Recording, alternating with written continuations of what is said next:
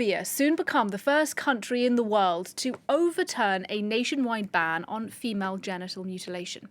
In 2015, the country outlawed FGM, but this Monday, lawmakers there are voting on a bill that is designed to lift that ban, and campaigners fear that other countries could follow in Gambia's wake. To tell us a bit more, Annette Young, the host of our 51% programme, is with me. And Annette, first of all, do we know if this vote in Gambia today is likely to pass? Well, let me give you a little bit of context beforehand, Nadia, as to why this happened. Effectively, back in 2015, the then president made a very astounding decision by many in the country at the time to ban FGM, keeping in mind that 3/4 of girls and women in the country have been subjected to the cutting procedure.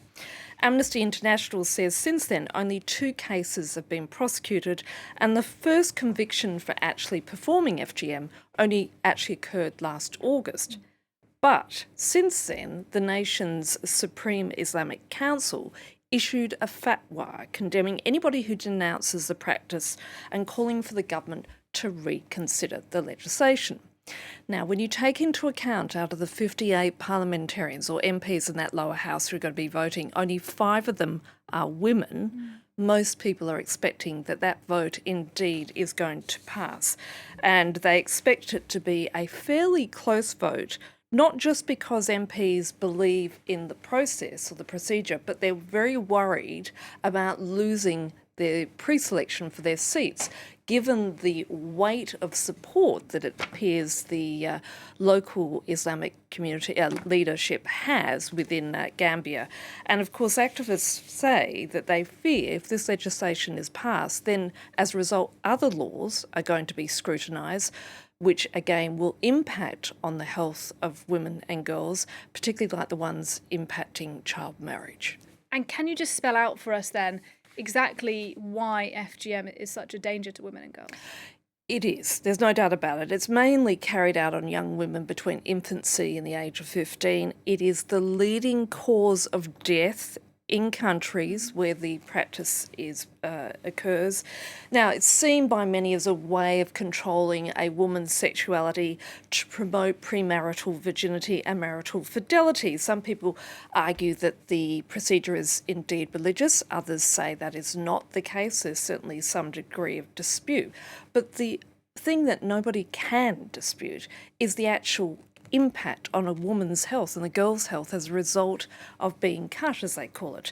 Things such as excessive bleeding may occur, fever, infections, problems with future pregnancies, the increased risk of childbirth complications, not to mention the need for other surgeries, and the fact that you can have some horrific situations when it comes to a woman's urinary tract.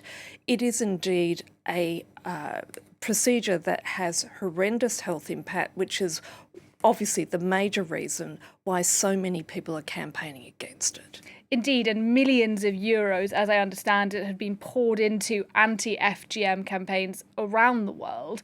But nonetheless, there are those that argue we're actually seeing an increase in FGM. In fact, it's not only arguing, the stats actually bear it out, because the reality is as the population continues to grow, particularly in the global south, as a result, we're seeing an increasing number of women and girls who are being subjected to the procedure.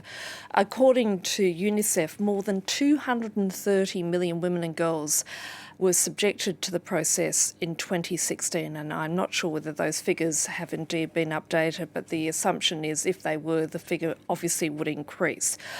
But it comes back to cultural beliefs and practices, and the fact that Gambia is now threatening to overturn this ban, the fear being among many women's rights activists, this will lead to other countries, particularly in Africa, to do the same.